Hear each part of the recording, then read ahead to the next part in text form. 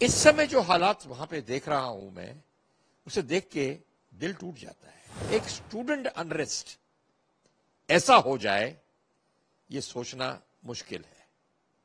इसके पीछे कोई ना कोई साजिश है। आग लगाने में क्या देर लगती है, एक मॉब को, लोगों को भड़काने में क्या देर लगती है।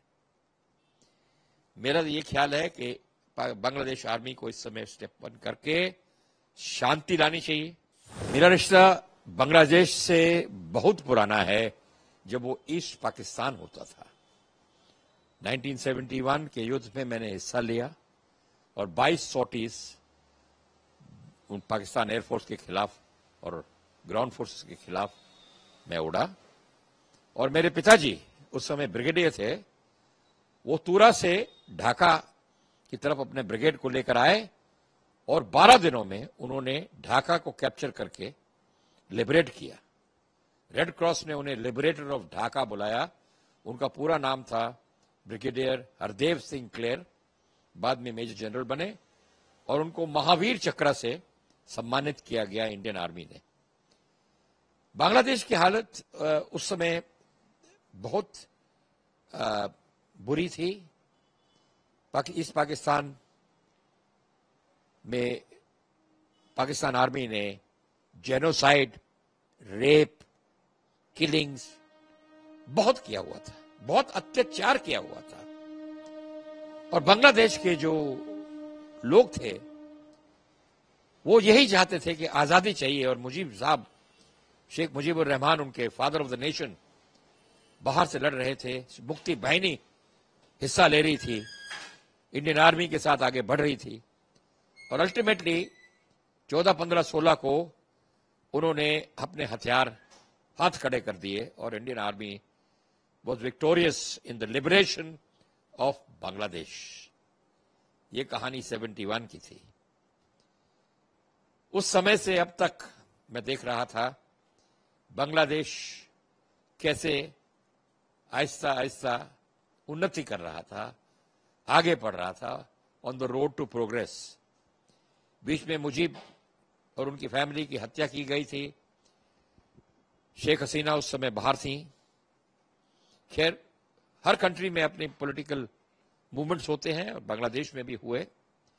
पर इस समय पिछले 10-15 साल से मैं ढाका 3-4 बारी हो आया हूं और मैंने हर साल वहां पे बड़ी अच्छी उन्नति, डेवलपमेंट, इंफ्रास्ट्रक्चर देखा और मैं बहुत खुश था कि हमारे बगल वाला देश बड़ा स्टेबल हो गया है। मेरे बहुत दोस्त बांग्लादेश में हैं, कुछ आर्मी से रिटायर्ड हैं, कुछ एयरफोर्स से रिटायर्ड हैं, कुछ अच्छे बिजनेसमैन हैं और अभी भी मेरा अच्छा संपर्क उनके साथ है। वो यहाँ हिंदुस्तान आते हैं, मेडिकल ट्रीटमेंट के लिए मिलते हैं, हम लोग बातें, अच्छा फैमिली जैसा रिलेशनशिप है। पर इस समय जो हालात वहां पे देख रहा हूं मैं, उसे देख के दिल टूट जाता है। There is absolutely no control on anything. There is arson, there is riots. इस समय it is the mobs which are controlling everything. कौन इनके पीछे है ये समझना बहुत मुश्किल है, बिकॉज एक स्टूडेंट अनरेस्ट ऐसा हो जाए, ये सोचना मुश्किल है।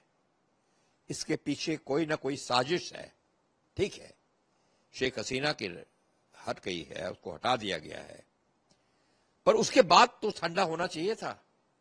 पर अभी भी आग उगल रही है, लावा गिर रहा है और अब तो लूट, दुकानें तोड़ी जा रही हैं और हिंदुओं पे बड़ा अत्याचार किया जा रहा है। उनके घर जलाए जा रहे हैं, उनको घरों से निकाल के मंदिर तोड़ दिए जा रहे हैं। ये स्टूडेंट्स नहीं कर सकते, जहां तक मेरा ख्याल है, क्योंकि स्टूडेंट्स की डिमांड जस्टिफाइड थी, ठीक है, और एक्सेप्ट भी हो जाती, पर ऐसी सिचुएशन आ जाएगी ये तो हम सोच ही नहीं सकते थे। लोग कह रहे हैं इंटरिम गवर्नमेंट आएगी, इंटरिम गवर्नमेंट आएगी। इंटरिम गवर्नमेंट कैसे आएगी जब तक ये लूटिंग, प्लंडर, आर्सन, ये जो दंगेबाजी है, फसाद हो रहा है, ये बंद नहीं होगा। इसको कौन बंद कर सकता है? सिर्फ आर्मी बंद कर सकती है इस समय। पुलिस के ऊपर तो अटैक हो गया है, लोगों को मार दिया गया पुलिस स्टेशन में. So the only potent factor in Bangladesh at the moment is the Bangladesh army, which can bring a bit of sanity in the people and stop these mobs from going around doing what they are doing.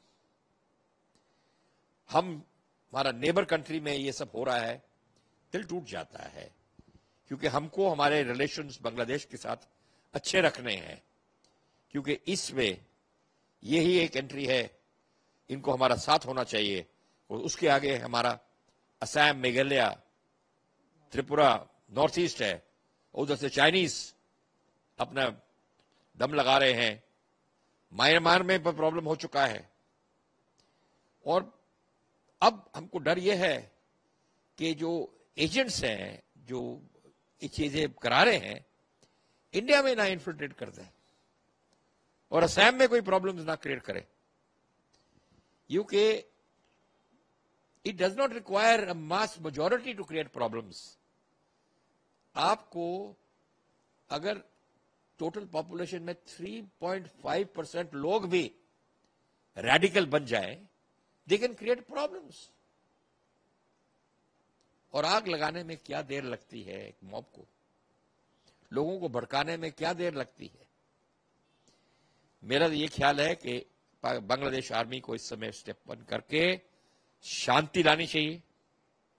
There should be curfew initially, people should go back home, looting, arson should stop, people should get a sense of security in them.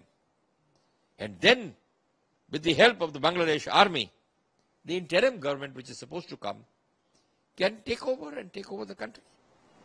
But एक पड़ोसी देश होने के नाते sir से जुड़े हुए हैं. जैसे कि यहाँ पे कहा जा रहा है कि जो हालात है मौजूदा, क्या लग रहा है कि इंडिया को भी अलर्ट हो जाना चाहिए?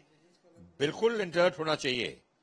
टू बिगिन विद एक 71 जैसी सिचुएशन नहीं आनी चाहिए जहां पे millions of people crossed over into India because of genocide, and India accepted them because हम लोग नहीं चाहते थे कि लोग खामोखा मारे जाएं, औरतों के ऊपर अत्याचार रुक जाए. इतने लोग बांग्लादेश से हिंदुस्तान में आ गए थे, पूरा असम में घुस गए थे, अमृतसर तक लोग पहुंच गए थे. वैसा सिचुएशन नहीं होना मांगते हम इस समय. मेरे चाहत में हमारी गवर्नमेंट ये नहीं चाहती. और हमारा वल्नरेबल एरिया जो है, वो हमारा वो जो लिटिल नेक है, जो कॉरिडोर है सिलीगुड़ी के नीचे पास, वो बहुत नैरो कॉरिडोर है. और चाइना की नाक उसके ऊपर पड़ी है कि किस तरह उसको रोका जाए, बिकॉज उससे अगर कट ऑफ हो गए तो हमारा असम और वो पूरा नॉर्थ ईस्ट कट ऑफ हो जाएगा. उसको प्रोटेक्ट करना बहुत जरूरी है कि कोई इन्फिल्ट्रेशन ना हो वहां पे. हमारा जो असम के साइड बॉर्डर है वो पोरस है, मतलब पोरस है मीन्स लोग आराम से जा सकते हैं, तो उसको सिक्योर करना बहुत जरूरी है. और इस समय में जहां तक मेरा ख्याल है, इंडियन आर्मी को हुक्म मिला हुआ है तैनात होने के लिए, बॉर्डर सिक्योरिटी फोर्स को बोला गया है तैनात होने के लिए, और बॉर्डर्स को काफी स्ट्रांग किया जा रहा है कि अननेसेसरी या इन्फिल्ट्रेशन ना हो जाए और गलत एलिमेंट्स वहां ना पहुंचे.